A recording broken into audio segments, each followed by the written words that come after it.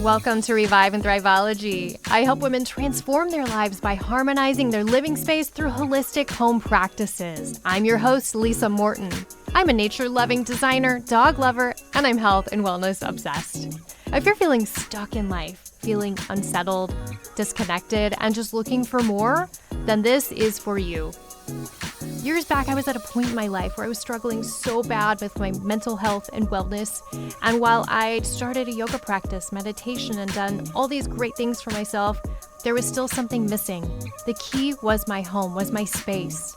In this podcast, we'll be covering topics to improve your home, health, and well-being, such as holistic interior design, Feng Shui, color psychology, clutter clearing, home organizing, and so much more. I have 20 years in the interior design industry and 10 years as a certified Feng Shui consultant, and I love to continually learn different modalities to improve your space. Join me as I dive into actionable tips to improve your home in 25 minutes or less. I'm here to help you feel inspired and supported. Join me here every Wednesday for a fresh episode. Welcome to Revive Thriveology. I'm your host, Lisa Morton, and I'm so excited for today's episode. I'm going to talk about my top tips. These are my top Feng Shui tips that I've created for my clients. Some of you may have heard of these before, these little tips, but I'm going to explain them to you so you can easily implement them. That's what I love about these tips. They're easy to implement. Like, you can go home and do a couple of these today. So how did I come up with these tips? It's really just over years working with clients, seeing what works, what are those first things that I see when I'm, walking into their house and seeing their space. Also, these tips are not in any particular order. You don't have to go 1 through 12. I mean, there's 12 tips, so you don't have to implement them all. You can do what you want. I always tell my clients, start with the ones that resonate the most with you. Like, if I'm describing a tip and you're like, oh, yeah, that sounds really good, then jump in and do it. Or if you're like, do it, you hear one and you're like, I don't know if I really want to take on that. Maybe don't start with that one, but don't disregard it completely, because if you had a reaction to it, there's kind of something going on there. So maybe be open to exploring that. All right, who's ready to go? I am. I'm so excited. We're going to share tip number 1. Tip number 1 for my Lisa's top Feng Shui tips is to declutter. Good energy can't move through your space when it's filled with clutter. Clutter brings emotions, right? Clutter brings depression, anxiety, frustration, all these negative feelings into our bodies, into our lives. So think about the releasing. It's a great time to release and start fresh. By releasing clutter from your space, you're literally making space for all these amazing things to come into your lives. How cool is that? Think about something you want to bring into your life, a goal, a dream, a wish you might have. And how can you attain that if you're just stuck in that same energy? So release some things to make room for those wonderful things.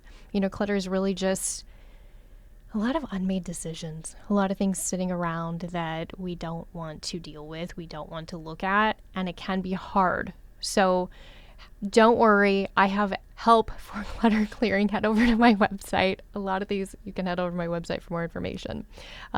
Link will be in the show notes. But here's my one thing when you're decluttering that I have found to be one of the biggest helps is never start with the sentimental items. Start with those easy things. If I need to do some clutter clearing and I'm not sure where to start, I would suggest, the linen closet. Somewhere easy. Maybe clean out the pantry. Start there. And you do not have to clutter clear your entire home this weekend. That's not what I'm saying. I'm saying just intentionally make space for new things to come into your life. When you can approach it with a positive energy and a positive outlook, it's so much better and the results will be even better. Okay? So that's number 1, declutter. I know it's not the most fun thing. And I always start with that one because I kind of feel it's the most valuable. But I mean, not gonna lie, when I talk to people, sometimes I get like that look, the glazed over face, the roll of the eyes, like, oh my gosh, she wants me to declutter, but it will be worth it. Okay, number 2 is clean. I want you to ensure your home is sparkling clean. And if that means hiring a crew to come in and clean, to give it a total refresh, then that's what you need to do. I love having a cleaning crew. I have somebody come every other week to my house. There's something about having the entire home done at one time, sparkling, that I can't do that myself. I have time this day to clean this area and this day to clean that area, but I don't have time to do it all at once and having everything sparkling. If you can't, you don't want to get into having a crew or someone come in and help you. Just devote some time to really keeping things clean and tidy. Have a routine. Every night before bed, I wipe down the counters. I load the dishwasher. I do those things. I literally can't get to bed until I do these things. Like if I'm getting ready for bed and I forgot, I have to get back out and go do it because I'm just in this routine. So create some routines for, really keeping your home clean. And again, do it with intention. Do it with love and care for your home. Another thing I want to mention too is clean with something, music or mantra or fun. I like to clean when I'm cleaning, I have really great music going on, like something really fun or happy or something you want to sing to. Or you can also clean, light a candle, have a mantra as you're going around cleaning, maybe wiping the windows with a mantra or a word, a phrase, or you want to recite a poem, something beautiful to really fill your home with good energy. Okay. Number 1, number 2, I know they're not very fun, but they're so important. Number 3 is your front door.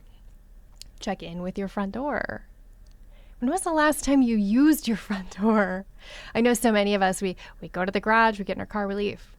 We pull our car back in and we park in the garage, we come in. We don't use our front doors, but this is your cue, this is your notice to start using your front door. In Feng Shui, we call the front door the mouth of Qi. This is this really powerful space, and I'll get into this more in a later episode. A lot of these I'll explain a little deeper. But it's a very powerful space in your home. So you want to use it, okay? If you don't have a reason for using it that you can think of, come up with something. Maybe you want to walk the dog in and out of that door every day. Maybe you want to go out and grab the mail from that door.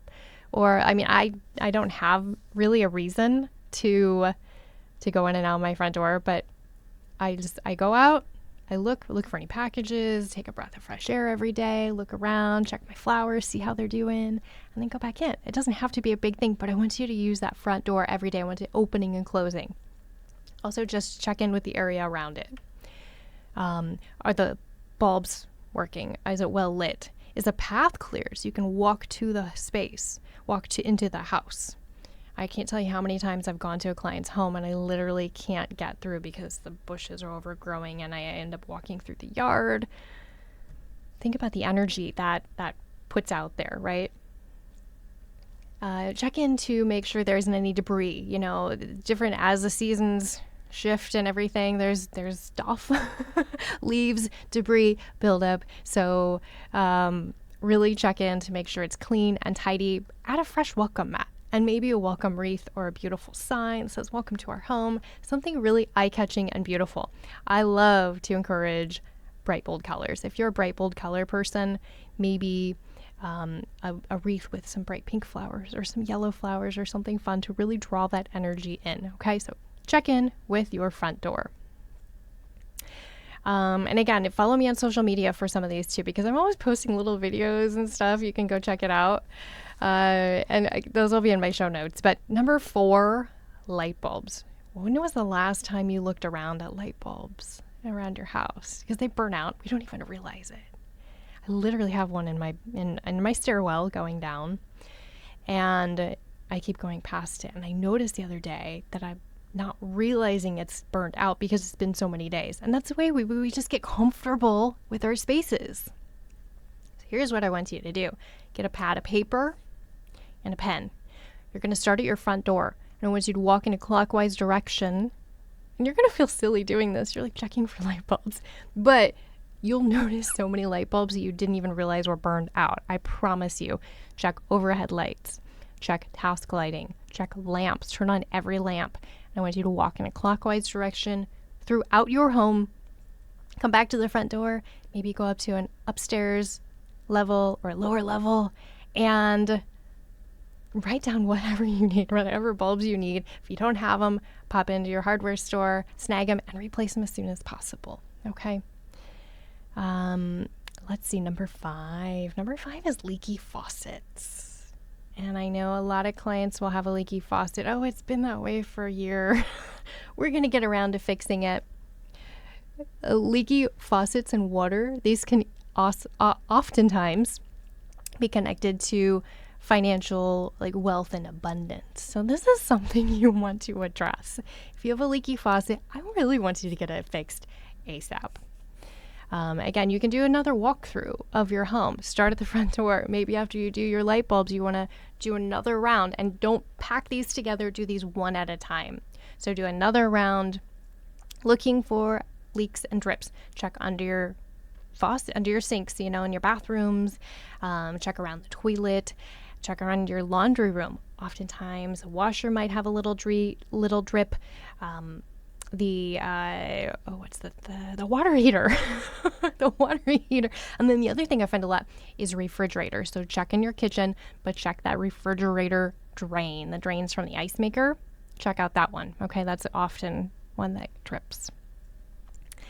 Let's see. Next we have number 6. Number 6 in my list of Feng Shui top tips for your home is to keep the toilet lid down when it's not in use. How many times here, let's back up. I think a lot of people are either toilet lid up people or toilet lid down. There's no halvesies anywhere, right? You're either up or you're down, kind of a boy family or you're not. But it wants you to get in the habit of closing that toilet lid. Sometimes I'll be online looking at real estate postings or something, and there's the photos and the toilet lid and toilet seat are up, and I'm like, oh gosh, it just makes me cringe because the energy, you can just feel it. If you don't put your lid down, start the habit. Start doing that now. Your good your good energy can literally just go down that toilet. Okay? Think about the image when you first walk into your bathroom. So when you walk into a room, I always want the first thing you see to be something beautiful, something happy, something inspiring, something that lifts your energy. And when you first walk in and you can't help but see the toilet because they're kind of right there, and the toilet lid's open, and it's not always the most sanitary place, so let's just close that lid. If you want to enhance, I love to add some sort of wood element on the back of the toilet. I love a plant, maybe something, a candle, I don't know, something nice, but close that toilet lid. Here's a trick that I had a client do years ago. She had 3 boys, and she's like, my boys are never going to be on board. I'm like, we're going to come up with something. So we put our heads together. We came up with a system. She had all these neon Post-it notes. So she put a Post-it note on the inside of the toilet lid. Put the toilet seat and lid down when you're done. And she would rotate through colors to try to keep their attention. So try that. A commercial space. It was a yoga studio, actually, that I designed. We wanted to do the same thing. So I made a nice little framed image, and it says, for good Feng Shui, let's keep the toilet lid down when not in use. Just a little reminder that went on the back of the toilet. So that's something you can do too if you don't want an ugly Post-it. Or if it's a guest toilet, sometimes your guests don't do that because that's not their habit. But if you have a cute little sign, they just kind of think it's cute and okay, sounds good, and I'll close the lid.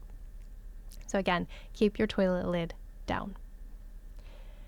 Are you ready? Number 7, here we go. And remember, don't stress over trying to do all these. Find those 1 or 2 things that are really speaking to you and that you can implement easily, and you feel good about it. So if you're like, oh, I don't want to do this one, then don't stress about it. Move on. Come back to it. Number 7, broken items. Do you have anything in your home that's broken, that needs repaired, that isn't working? I want you to remove any items with this broken energy. A broken energy can easily multiply, and it's just everything's broken before you know it, and it's just a negative energy. So try to remove these things from your home. And I know oftentimes we hang on to things. Clients will be like, oh, I'm going to save it and fix it. Well, you've had it for a year and you already haven't fixed it. So let's try something different.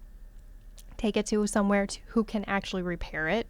If you don't want to invest your time, your money in actually having this item repaired, think about giving it away. I had a client who had this beautiful, cool floor lamp, and she didn't want to get rid of it. She felt so bad because it was a beautiful piece. It was an investment, but she had this like older neighbor gentleman who like loved to work with trinkets and work on things and fix things. And so she gave it to him. He needed a lamp. He enjoyed this beautiful lamp once he repaired it, and she got rid of that broken energy from her home. So feel free to give things away if you know somebody who's handy, who can fix things, who might be able to even recycle those pieces or parts of whatever you're no longer using, okay? So get rid of those broken items as soon as possible. Here we go. Number 8 is furniture. Houses are big these days, and they're big and open. The open floor plan is the big thing. And when you have an open floor plan, sometimes you need to lean to a little larger scale of furniture. So the plan is here, I want you to find furniture that matches the scale of your home and the room. So if you move, you might realize, oh gosh, my sofa doesn't fit in this room anymore. It's a giant room and I have this little teeny apartment sofa, or the other way around.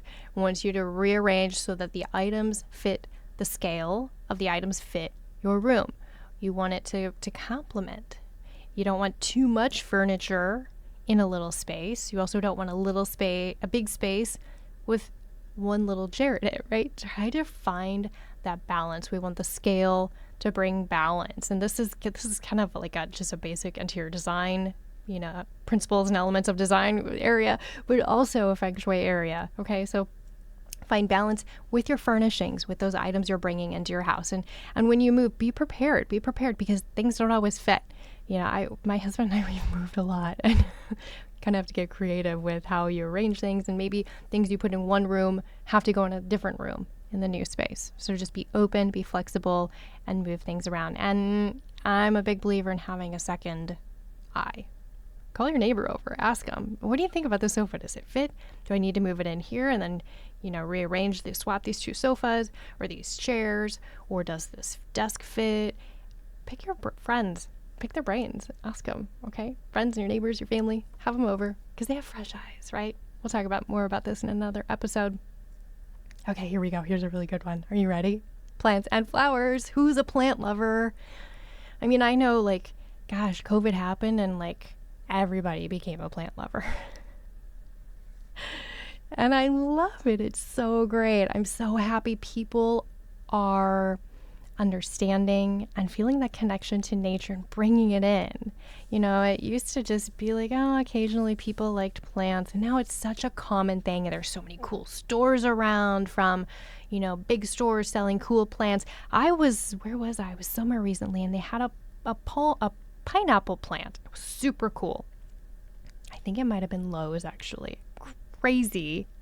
But now there have been so many cool, boutique-y plant stores with really outrageous, cool, special plants. So keep looking around, find some really cool plants to speak to you.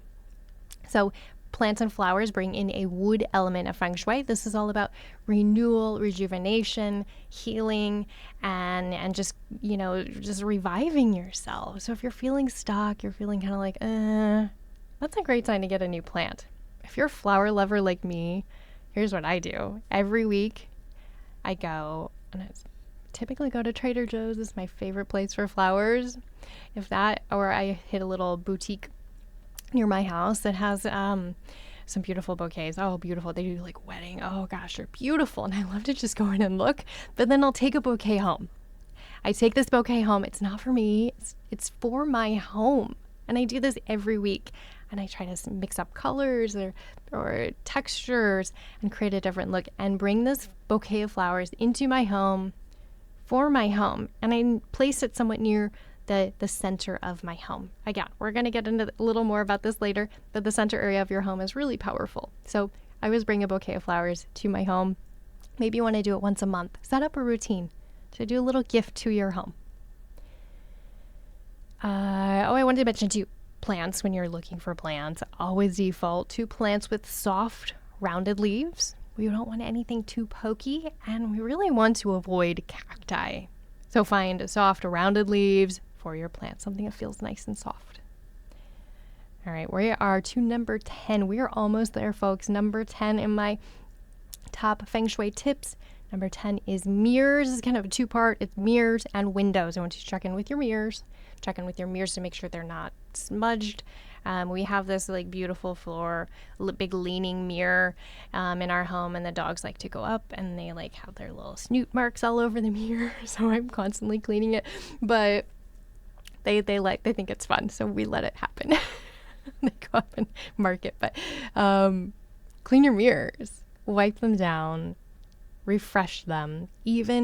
And this is the thing, I want you to clean every mirror in your home. Maybe you have like a decorative mirror that doesn't get cleaned, like for say like when the bathroom gets cleaned, right? Maybe you have this other mirror or a mirror in a hallway to lighten and brighten.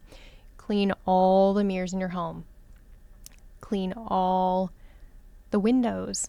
Check in with any type of glass too. So any photo, any artwork that has a glass on it, I want you to clean that. Clean it, clean the reflection, refresh it. Okay, we want these to be sparkling. We want the views out your windows to be sparkling and beautiful so it can let in all that good fresh daylight and natural energy in through the window. Oh, while we're at it, open those windows. That's just a little quick thing. Open your windows today. Let in 5 minutes of fresh air. It may be really hot where you are. Well, I don't know what the temperature is, but 5 minutes just to let fresh air flow. Here we go. Number 11, we're to lighting. Lighting is so important. And again, this leans like more design, functional, but then also Feng Shui. Lighting is really powerful in your space. Have a variety of lighting, not just overhead lighting. Think about the overhead lighting. Think about task lighting. Think about, creating ambiance. Like in the evenings, it's really great to turn down those lights. Turn down the lights, bring the energy down. About 7 o'clock, I start doing this. We turn off the overhead lights from maybe dinner time and turn on the under cabinet lights, maybe light a candle. I love candles.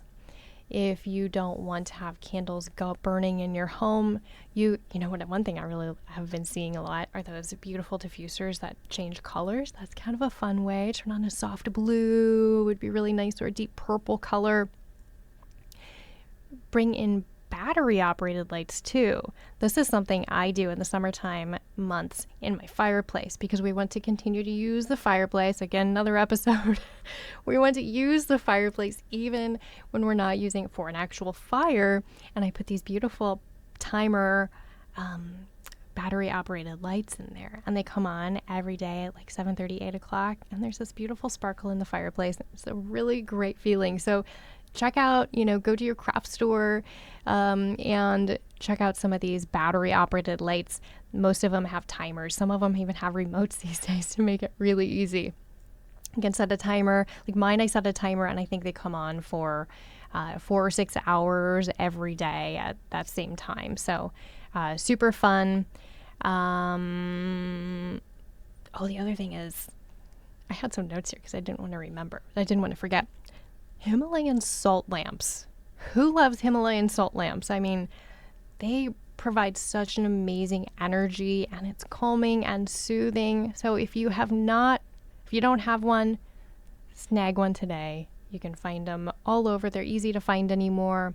They create a beautiful glow, and it's just a really great way to create some ambiance in your space. I like to turn one on in my bedroom in the evenings, and then let it, use the beautiful light, and then it just like calms your body down as you're getting ready for bed, and then turn it off. So Himalayan salt lamps, don't forget. Make a little note of that one too. You'll love those. All right, we are to my last tip. Are you ready? Here's a good one. It's my favorite one. It's why it's last. I want you to love everything in your home. I want you to love every single little thing in your space. And if you don't love it, I want you to move on from it. We have things we hang on to because we think we're supposed to. because someone gave it to us at one time and we think we have to hang on to it forever. We have things that maybe, we liked at one time, but now that's not our taste. Now that's not our style. Now that's not our interest or doesn't align with our goals and dreams and wishes. So it's okay to move on. That's what I find. This kind of goes back to that decluttering thing too. Some people get stuck in they have it now and they can't ever let go of it. But know that your life shifts over time. Your life changes. That's why when I work with my clients, we do a Feng Shui consultation. It's not one and done. It's going to shift over time as your life shifts. Maybe your kids go off to college. Maybe you start a business from home and you left your corporate job. Maybe you overcame an illness. There's so many ways that we have to kind of keep fluid with our spaces, right? And align with moving forward to find our goals and wishes and dreams. So if you have something in your space that you don't love, it's time to move on. Give it away, donate it, reach out to your neighbors, your friends, your family, have a garage sale, donate it to a charity. There's so many charities that need things. I just cleaned out my coat closet at the end of spring, and you would not believe how many coats I had in this closet. I didn't even realize, because it's like a winter coat closet. And I realized, I have all these coats. I need 2, but there's people out there that don't have a coat. And that really shifted my mind. So I put them in the car to donate them ASAP. Remember, someone might need that thing. So if you're not using it, it's better for someone to have it, okay? So love everything in your space. Let it lift your energy. Let it bring a smile to your face. Maybe your shoulders drop and you feel really good when you're around it. If not, it's time to move on. Well, folks, that's my top Feng Shui tips. I hope you enjoyed all these. Remember, don't stress about doing them all. Start with a few that really resonate with you. But then don't stop there. Add another 1 or 2 to your list. Push yourself to do maybe one that you wouldn't typically take on, just to see how that energy shifts your body. And remember, when you're doing it, tons of good intention. Turn on a radio, light a yummy scented candle, make a good time of it. Okay? Now, I want to know. I really want to know what you're going to dive in and do. Leave me a note. Leave me a comment. And come back and let me know how it works too. If you have questions about it, leave in the comments. Now remember, with your support, with your shares and likes and all the good stuff, I can keep going. So to help support my podcast, you can spread good vibes, share this with someone who might be interested, because a lot of people are like, they've heard a little bit about Feng Shui. Maybe they have a book on Feng Shui, but it can be really overwhelming. So that's the way I like to do these top tips. These are what I've used, what I've learned from working with clients for years. So hope you enjoy.